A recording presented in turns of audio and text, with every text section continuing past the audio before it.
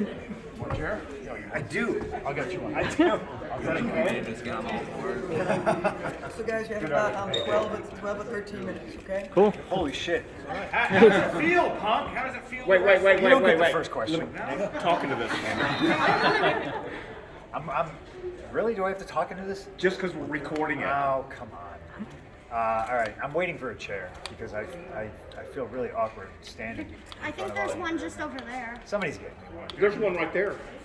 How are we supposed to do this? You just ask away questions.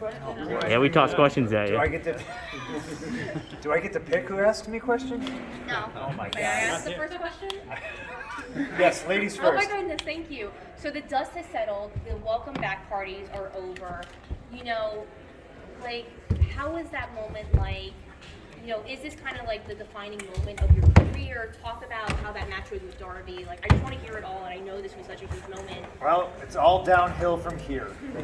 I feel like I had two comebacks, right? There was the one at the United Center, and it was, that's all fine and good, but there was really a hurdle to jump and to see if I could still, get it done in the ring, if I ever could, So I feel like, I don't know, I feel like we accomplished that. So it's on to the next one. And I feel great. I feel like I just wrestled my first match in 7 years. But it's a lot like a lot of the training I do in combat sports. And, I feel good. I'm happy. I think that's the big thing that kind of resonates through all this, right? Like I'm just, I understand it's a different, CM Punk, and some people might, where's angry Phil? I got fuck all to be angry about right now, man. I'm just happy, and I think people are happy that I'm happy. So I'm just gonna kind of ride that wave. I'm still high as a kite, and I probably will be. And I'll let you know when I'm not anymore.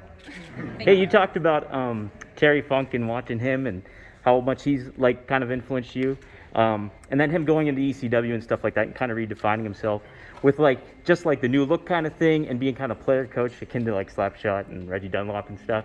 How do you feel like, do you kind of channeled him a lot with Terry Funk and what he's kind of taught you throughout the time? I think, I don't think Terry Funk gets the credit for being, the wrestler he was. I don't think a lot of those guys do, but I also think it's a generational thing. There are very few people who were wrestling fans while certain people were hot, I mean, how many people in this room have ever seen Terry Funk wrestle live? Okay, so there's a few of you, but how many saw him wrestle live when he was Terry Funk? I'm talking like NWA champion. I know you do. You're really dating yourself, but and I think there's a lot of people out there that don't think I'm shit. And I think that makes my job a lot easier going forward because, I know who I am, and it's fun to be able to remind people. Cool, thanks. What's next now for you? I mean, you're going to be a full-time pro wrestler. Are you going to work behind the scenes with the new generation? Do you think you have been an influential guy now that we are seeing Adam Cole and Bryan Danielson now in AEW? That's a question for them. I'm not going to sit up here and tell you that I'm influential and I'm great. And I was always just a kid who loved pro wrestling, and I wanted to do it. And let's see how far we can take it. And somewhere along the line, it wasn't fun for me anymore. And when you're on the road over half the year, like not enjoying what you do. Takes its toll mentally and physically. So I'm stoked that I'm in a place now where I don't got to race to the next town and wrestle the next day. So if I am sore, banged up, I get to rest, I get to chill. I mean, thankfully I live here. I get to drive home and hang out with my wife and my dog. So that's probably the best part. Hey, Punk. Yes. First off, congratulations on a great match tonight. Well, thank you. And my question is, now that you've beaten Darby, what is your next opponent that you're going to be trying to face? I don't know. I don't have any plans. My next opponent is my dog at home. I got to take him on a walk and make sure he doesn't try to bite anybody. But I'm honestly kind of flabbergasted at the amount of talent in this locker room. I you could put it up there with some of the more ridiculously stacked rosters of any era, in different years. But like, there's tons of people I want to get in the ring with. I've talked about it. Ricky Starks, Hobbs, Pillman Jr., Griff too. Those guys are in tag teams. I guess I have to find a tag partner if I want to, mix it up with them. But Jungle Boy, obviously Adam Cole, obviously Daniel Bryan. I've never wrestled Kenny Omega. I've never wrestled the Young Bucks. The sky is the limit. You've talked a lot about, some of the talent that you've been wanting to work with. You just mentioned some right now. So being in the ring with Darby here today, what was the most surprising or unexpected thing that you learned while being in the ring with him?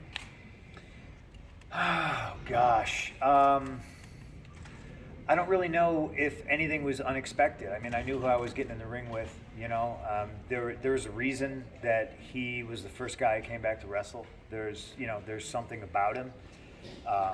He's different. He's good. And in the hierarchy of AEW, it wouldn't make any sense for CM Punk to come right in and go after Kenny Omega. Doesn't mean that Darby is any less talented. It's just if there is a hierarchy with wins and losses and where people are. I thought Darby was a great start because he's a great opponent. The fans love him, and I thought that we did a great job of not trying to sway that. Hopefully, to me, pro wrestling is the best when everybody involved in something comes out looking better, and hopefully we accomplish that tonight. So how do you feel about Daniel Bryan and Adam Cole being with AEW now? What's that mean to you? I mean, I gotta. Sorry about that. It's exciting. Someone have a bomb? Sorry, buddy. Pardon my lewdness. I got a boner for that. That's honest. Honestly, I feel everybody has their own journey and their own story and their own experiences where we used to work, and but I heard him say it. I left and I don't got a lot of good things to say. He left and he says he loved the place. But what does it mean when you love that place but you still don't want to be there? You want to be here. I think that speaks volumes. Adam Cole is a guy that I've never wrestled. I know I'm going to sometime. I look forward to it. Daniel Bryan is a guy I have wrestled, and I feel like that's somewhere down the line too. It's literally I'm a kid at Christmas. I unwrap a gift. I don't know what's in it. It could be Adam Cole, it could be Daniel Bryan, it could be Kenny Omega, it could be the Young Bucks, it could be Will Hobbs, it could be Ricky Starks. I mean, it's just endless. I'm so happy right now. Did you get any feedback from Tony or anybody else about the Daniel Bryan reference in your promo a couple weeks ago? No. That was. I think you saw me live. Go, ooh, maybe I shouldn't have. Maybe I shouldn't have said that. It was fine. Oh, it was fine. It was fine. I think I didn't remember immediately, and then I ran back a couple matches later, and I was like, I think I mentioned Daniel Bryan. It was fine. And he was I told him I think it's going to be okay, man. I think we've been doing a good job with really poorly kept secrets. I think the fans here just want to have a good time. So it's not so much about trying to shuck somebody in the back door, draped in a curtain, and hide them from everybody. But I think we do a really good job with surprises. Punk, how much have you spoken to Brian since all this stuff has been going on? I talked to him. No, I talked to him today. You know what I mean? Like, that's it. Like, I didn't want to reach out to him and be like, hey, I know you're coming, brother. Because I knew I would see him today, and I would talk to him, and I waited until he was done doing his thing, and I gave him a big hug, and it's just exciting. It's exciting to be here right now. Did you guys say anything to each other during that hug? What's that? Did you guys say anything to each other during that Yeah, hug? I said good promo. You guys, we talk all the time about Hall and Nash and Hogan changing the business in that one moment. We saw one hell of a moment here tonight. What kind of tangible effect do you believe that will have on the industry going forward? Gosh. Obviously, I think it's going to be very impactful.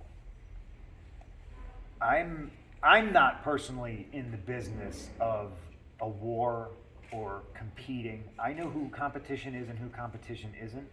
To me, we focus on ourselves, we focus on the talent we have, and we focus on the people in the building, And I think that's how we grow.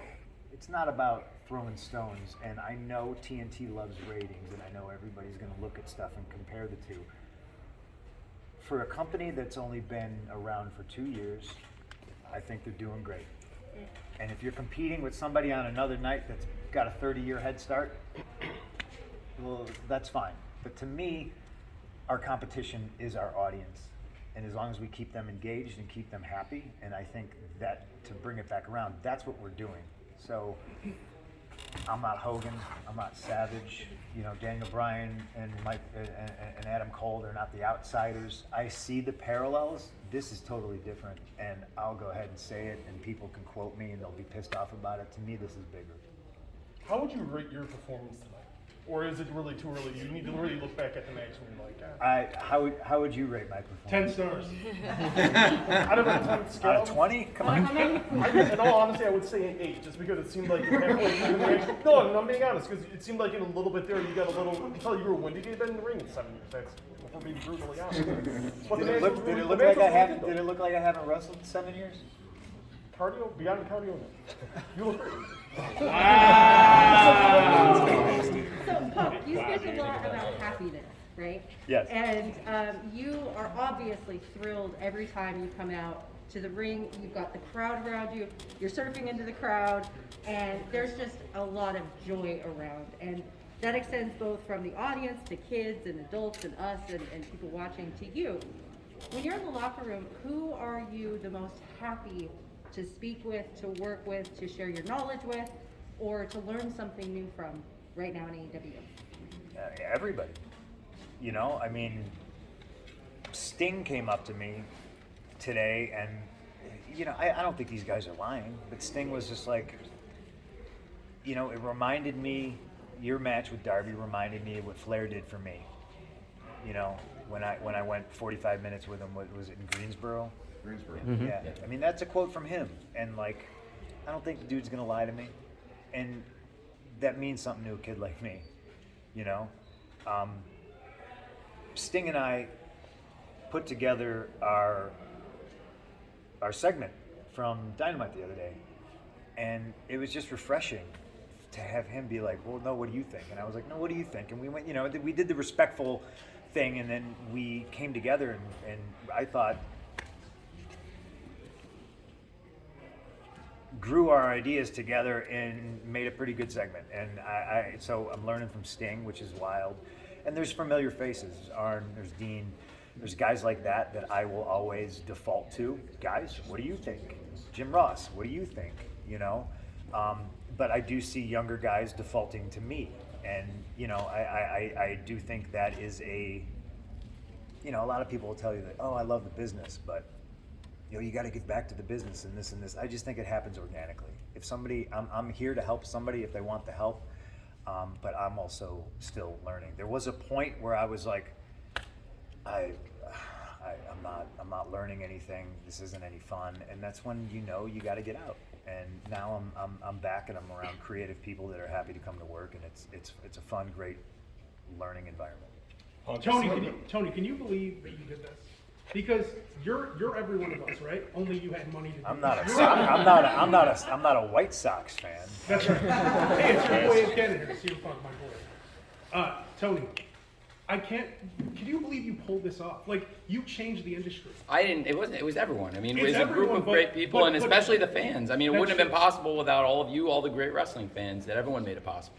But no one, when you look around, you're from this area. When you look around at what this is, do you ever just smell the roses?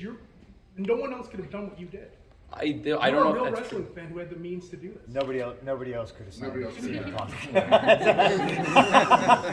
So Then I guess it is. That is legit. It's official. Thank you very much. Thanks. Thank you, Mr. Well, Punk. Tony, how are you feeling right now? I've never felt better in my entire life. It's the greatest feeling in my entire life. I've never felt better. I can't believe we pulled it off, and this has been a long time. Like Mr. Punk said, it's been almost 2 years in the making, so it's pretty special, and thank you very much. Thank you. You're welcome. Thank Tony, you. Tony, the word we're all hearing on social media tonight is perfection. And I want to know what you think now that do you feel like you've climbed Mount Everest tonight? Because this was an amazing show in front of a hot crowd that could not have been happier walking out.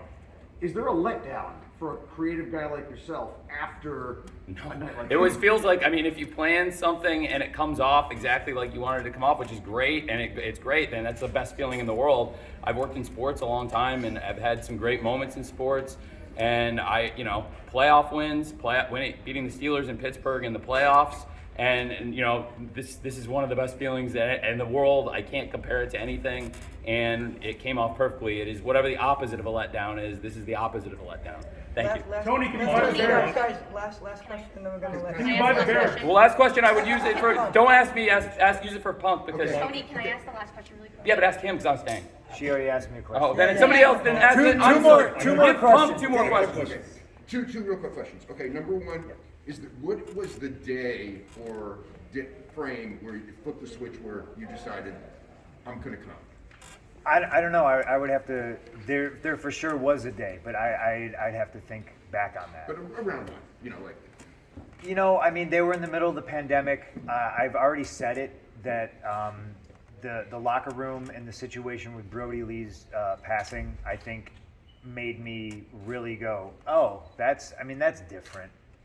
Just people being respectful and tight-lipped about a personal situation where there's kids and a wife involved. Like I was floored. I was friends with Brody. You know what I mean? So it's just like that means a lot, and it goes far with a guy like me, who came up in this business, and you always hear things like, oh, the boys, their family, it's your family, it's your family. And it's never, ever been like that. People will use that to their advantage and take advantage of other people, and to actually see that, but them not boasting about it, to me, was special.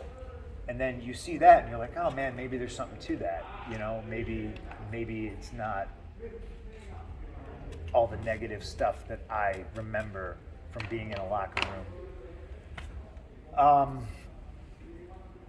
I'd have to really think, but that was the big one. Honestly, that was the big one, because that I remember just texting Tony and just being like, I'm amazed that this got out. What a tragic thing, and everybody kept it secret, and that went a long way with me. And then one other thing is, this is a match that nobody's really thought of, but tonight when you went face to face with Sting, it's like, okay, you grew up, Sting was a big star. Sting's, at a certain age, I don't know, but is there something like a bucket list thing where I'd love to have this on my resume that I once wrestled on a pay-per-view with Sting, or I once wrestled in a big match with Sting? I've had I hate saying the word blessed. I'm not a religious guy.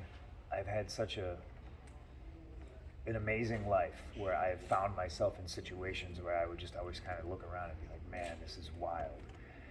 And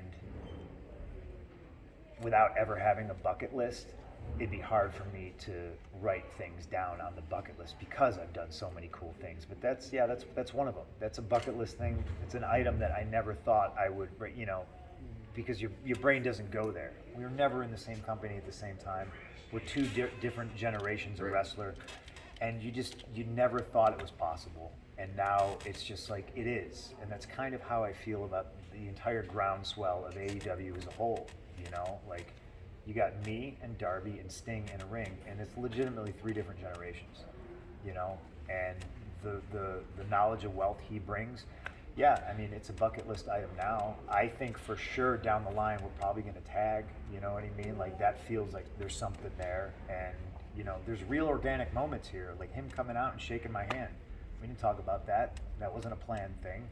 He came out and he did it, and before I shook his hand, I looked him in the eye and I was like, this means something to a kid like me. And he said, it means something to me too, and that's wild to me, and that's the playground we have here, where we could do all the stuff that you didn't ever think possible. Tony, Thank you very much. I'm staying, and thank you. I just I would like to publicly, in front of everyone, say one more time, thank you on behalf of AEW and all the wrestling fans worldwide to you, CM Punk. Thank you. Thank you. Thank you. Just like that, I think that was it. I mean, we're doing more. If anybody has any further questions, I don't know if we could take one more. I got one. What? Punk, as someone who loves Chicago as much as you do, you're wearing the stars on your trunks. Yeah. What does it mean to you that Chicago has become one of the hub cities for AEW? I mean, it means everything, I know people groan and say, he can't compare him to Michael Jordan. You know what? We sold out the United Center on a rumor. You know what I mean? Like, if I could toot my own horn, I'm a kid from Chicago, and I don't know if I can claim I sold out this building because I think it was sold out before I was ever announced. But I sold out the United Center. I sold out the Rosemont Horizon. Like that's super great, and I would like to brag on that. But it's also super humbling for a kid who, I was at the first show ever at the United Center, the first ever event, SummerSlam 1994. I watched Brett and Owen in the cage, and for Chicago, I mean, I feel like Chicago has just been ripe for the taking. They love wrestling and they want to be entertained. And there's been some great shows here. I was on them. I was on a few of them. And then, I just feel like we got the pulse of the whole place. Like to me, I mean, what's next? Wrigley Field, Soldier Field. Let's go. Let's go, man. Let's go. Let's go. And you guys, thank you all very much. And again, I have to say that none of this would have been possible tonight. The company had been doing great. We had a lot of momentum. We were very hot. But the person who made us reaching these new high heights, bringing this new interest, and changing our company and changing all of our lives is CM Punk. And thank you very much. No, you coming here changed all of our lives. Everybody in this company, you changed it for all of us. You made it better for all of us. Thank you. I'm leaving. Well, thank you.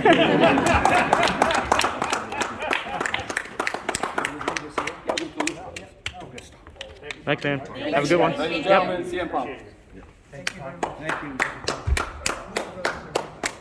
Thank you, ladies and gentlemen. I'd like to introduce the new